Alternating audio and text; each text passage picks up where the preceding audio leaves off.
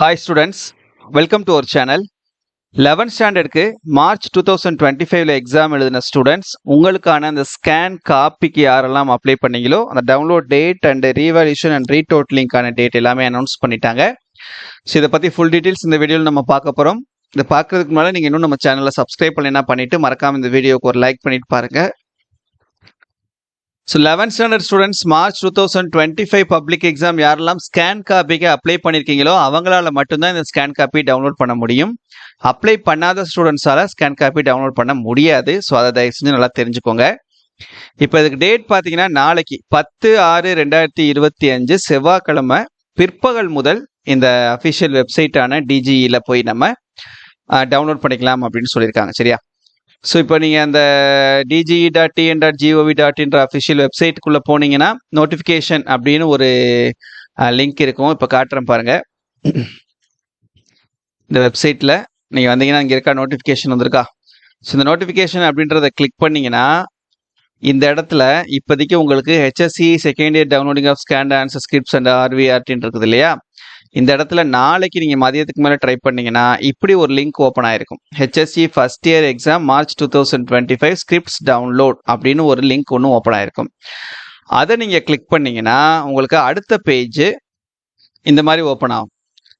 இதில் வந்து நீங்கள் உங்களுடைய roll number and date of birth ரிவர்ஸில் கொடுக்கணும். ஃபர்ஸ்ட் இயர் கொடுக்கணும், அதுக்கப்புறம் மந்த் கொடுக்கணும், அதுக்கப்புறம் டேட் கொடுக்கணும். கொடுத்துட்டு சர்ச் அப்படின்ற இந்த லிங்க் கிளிக் பண்ணீங்கன்னா நீங்கள் என்னென்ன சப்ஜெக்ட்ஸ்க்கு ஸ்கேன் காப்பிக்கு அப்ளை பண்ணீங்களோ அந்த சப்ஜெக்ட்ஸ் எல்லாமே ஓப்பன் ஆயிரும். அதுக்கு பக்கத்தில் டவுன்லோட் அப்படின்னு சொல்லிட்டு ஒரு ப்ளூ கலரில் ஐக்கான் இருக்கும். அந்த டவுன்லோட்ன்ற லிங்கை கிளிக் பண்ணீங்கன்னா உங்களுடைய ஆன்சர் காப்பி அந்த ஸ்கேன் காப்பி வந்து டவுன்லோட் ஆயிரும். சரியா? ஸோ டவுன்லோட் ஆனதுக்கு அப்புறம் நல்லா ஒரு தடவை கோத்ரூ பண்ணுங்க உங்கள் ஆன்சர் ஷீட்டை எப்படி வந்து வேல்யூஷன் பண்ணியிருக்காங்கன்னு.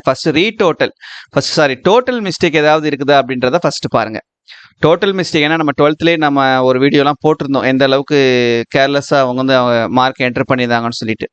அதனால ஃபர்ஸ்ட் நம்ம டோட்டல் மிஸ்டேக் இருக்குதான்னு பாருங்க. டோட்டல் மிஸ்டேக் இருந்ததுன்னா ரீடோட்டலுக்கு அப்ளை பண்ணணும். இல்லை வேல்யூஷன் பண்ணதில் ஏதாவது தப்பு பண்ணியிருக்காங்களா, ஏதாவது மார்க் வர்றதுக்கான வாய்ப்புகள் இருக்குதா, நீங்கள் மட்டும் பார்த்தீங்கன்னா அது தெரியாது. ஸோ அதனால உங்களுடைய டீச்சர்ஸ் கிட்ட கொடுத்து அந்த ஆன்சர் காப்பியை கொடுத்து செக் பண்ணுங்க ஏதாவது மார்க் வர்றதுக்கு சான்ஸ் இருக்குதா அப்படின்னு. அவங்க சொன்னாங்கன்னா அதுக்கப்புறம் நீங்கள் ரீவேல்யூஷனுக்கு அப்ளை பண்ணுங்க. சரியா? ஸோ ஏதாவது ஒன்றுக்கு தான் அப்ளை பண்ண முடியும். டோட்டல் மிஸ்டேக் இருந்ததுன்னா ரீடோட்டல், வேல்யூஷனில் ஏதாவது மார்க் வர்ற மாதிரி இருந்துச்சுன்னா ரீவேல்யூஷன், அதுக்கு நீங்கள் அப்ளை பண்ணணும். சரியா? ஸோ இதுக்கு அப்ளை பண்ணுறதுக்கான டேட் இங்கே பார்த்தீங்கன்னா உங்களுக்கு கொடுத்துருக்காங்க.